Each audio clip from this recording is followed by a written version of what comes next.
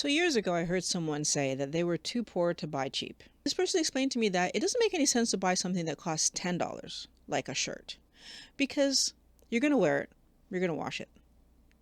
And then when you try to wear it again, it's not going to look proper, and you're not going to want to be out in public in that shirt. And so then you're going to buy another shirt and another shirt. And if the more times you do this, well, in fact, you're spending much more money in the course of a year than that person who bought that one nice $75 shirt that they could wash over and over and wear it for 2 years. That lesson stuck out to me, especially when I was buying my daughter's clothes. The funny thing is that lesson didn't seem to really click in when it came to food. And that's really what I want to talk about today. Hello, Wellness Warriors. Welcome to Mind Blowing Health and Wellness with Violet. The reason I make these videos is to make sure that you understand that your mental health and physical health coming together create that overall sense of well-being. If you find these kind of videos helpful, subscribe because I make new videos every week. So it didn't occur to me to apply that logic to food, because honestly, I didn't realize that I was buying cheap food. In fairness, when I go to the grocery store, it was rare that I left with a bill that was like smaller than a few $100s. So it did seem expensive purchasing food. But now that I look back at it, I realize that my food bills were large because, first of all, I was buying large quantities of food. But second of all, because of taste, right? So I was buying the brand names of the foods because that's what we liked. But my purchases weren't actually based on nutritional value. Now, to clarify, I actually thought that I was making healthy choices, mainly because I always bought the whole grain versions of the foods. The more grains in it, the better, I thought. Heart healthy choices, brown rice. There weren't many vegetables and fruits, but I just didn't like them and I didn't focus on them. But I still thought I was making healthy choices. So the problem? I also bought a lot of convenience foods. Frozen meals, fast meals, because I often worked really late, and I didn't want to cook when I got home. You know, getting home at like 8 o'clock at night, it's like not the time that you want to start cooking. And so since my daughter tended to eat at my mother's home, since I was getting home that late, I actually didn't need to cook that much. I was then free to eat convenience foods. So the question is, how convenient was all of this for me? So there's a little bit of history. My parents were not into convenience foods. So my parents made supper every day, except one day a week, once a month, where we got pizza. In my high school years, it actually did ramp up to once a week. I think just because my mom was tired of cooking. That was the extent of our convenience foods. So since I wasn't responsible for my daughter's meals, fast forward to when I was an adult, there were many occasions where meals that I was eating were fully processed. So take something from the freezer, pop it in the oven. On other occasions, I had pasta because, again, easy, quick. Come home while I'm changing, I'm boiling some water, throw some pasta there, add some kind of sauce from a bottle. So again, processed. Easy, quick, convenient. So how did this affect my health? You know, today I do not see any form of rice, pasta, any high glycemic vegetable, any kind of oat or grain as a quality food because it affected my health in a horrible way. Now, as I was in this process of trying to have quick meals that were healthier before I understood what healthy was, I was also buying what to me seemed like, again, expensive versions of things that I could eat that I thought were healthier. So I started to eat wheat berries and I started to eat quinoa and I started to eat pastas made from these berries and processed like quinoa and rice pasta. And I started to do all kinds of things in an effort to eat better and improve my health because I was having health issues. The reason that I found keto 2 years ago was because of my joint pain that I was living. And I'd lived joint pain since I was in my early 20s. I did gain a good amount of weight after the birth of my daughter.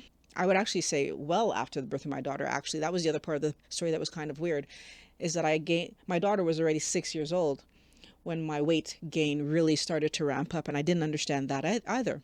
And of course, I attributed it to being old. what I understand now is that cheap food is unhealthy and it contributes to the damage of our body. Okay, so let's do a little thought exercise here for a second. If you look at the cost of meat, if you look at the cost of low glycemic vegetables, and then you look at the cost of packaged foods, I can buy quite a bit more packaged foods than I can buy of healthy vegetables and fresh meats. If I go to the butcher, where the meat's even fresher, it costs me even more. Actually, healthy foods are quite expensive. And if you want to buy vegetables that don't have pesticides and don't, like, like that, we know that they're organic. And again, it's hard to tell nowadays what organic really means. But what I do know is that when I'm trying to purchase zucchini, or I'm trying to purchase like all the good vegetables that I've trained myself to eat now, asparagus and all these things, it does cost me a bit more than if I'm buying cookies, or if I'm buying chips, or if I'm buying, right? You can get a bag of chips for 99 cents. Okay, eating those, what I now know, cheap foods actually harmed my body. Eating those cheap foods actually put me in the position where I was not managing in a healthy way. Eating those cheap foods actually put me in the position where I couldn't sit in my office and do my job. Eating those cheap foods was actually taking away from my health. I had never even thought about applying the "I'm too poor to buy cheap" to food, because it hadn't occurred to me that by buying those cheap foods, eventually I would be spending lots of money on medication. Which, by the way, I have on occasion had to buy medication because my back was hurting. I have had on occasion had to buy medication because my knees were hurting, and elbow, and all the pains that I was having. When it came to my hip, I was actually contemplating the idea that I would probably be at that point on medication forever, because the pain that I was living, I really did believe that the only thing that was going to save me was drugs. But then I was fighting against that idea because I hate drugs.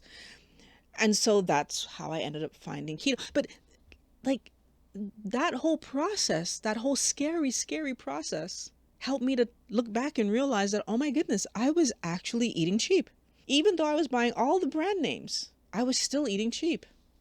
Guess what? We can't afford to eat cheap. Consider how fast food restaurants' menu costs so much less than when you go to a restaurant that's going to actually serve you a piece of meat and some vegetables, a piece of meat and some salad. But that restaurant is going to cost you a lot more to eat there.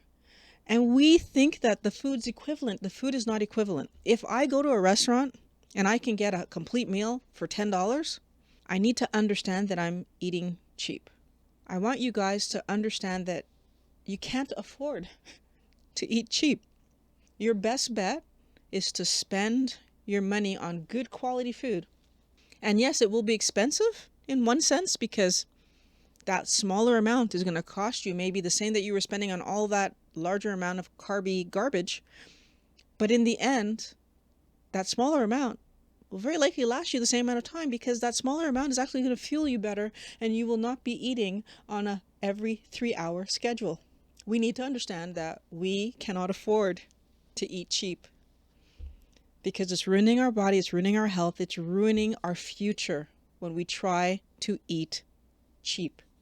Eating cheap causes more money problems, because you will end up in the hospital sooner than you should.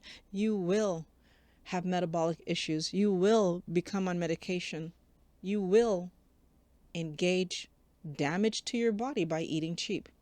The same way that when we engage too much with alcohol, the same way that when we engage with drugs, it damages our body. When we eat cheap, we need to understand it's damaging our body. Those chemicals they put in our food that shouldn't be there, when you eat whole foods, there's less opportunity for big companies to put garbage in our food. Eating poor quality foods, so cheap foods, seems like it's a win, because I can feed how many people. I actually had someone say that to me the other day. We can't eat steak because how am I going to feed that many people on steak? You wouldn't need to feed them as much. It's so weird. It's like you wouldn't be eating as much, right? And you'd be creating a better quality than. You would be giving them a steak rather than a bunch of meals that are not adding up to the quality of the steak. But it's not about eating steak. It's really about eating better quality than the processed, packaged garbage that they try to pass off to us as food. It's not food. So I want you guys to think about the fact that eating poor quality foods, eating poor quality stuff that's in packages, isn't fueling your body the same way that eating low glycemic vegetables and eating meat, eggs, fish, and other protein sources that are healthy are going to feed you. Wellness warriors, we can do better. We can do better than eating garbage foods. I want to thank you for watching Mind Blowing Health and Wellness with Violet. I want you all getting out there and eating better quality foods. Tell me in the comments what you've switched to, because I know you can. Thanks for watching Mind Blowing Health and Wellness with Violet, and I really can't wait to talk to you again next week.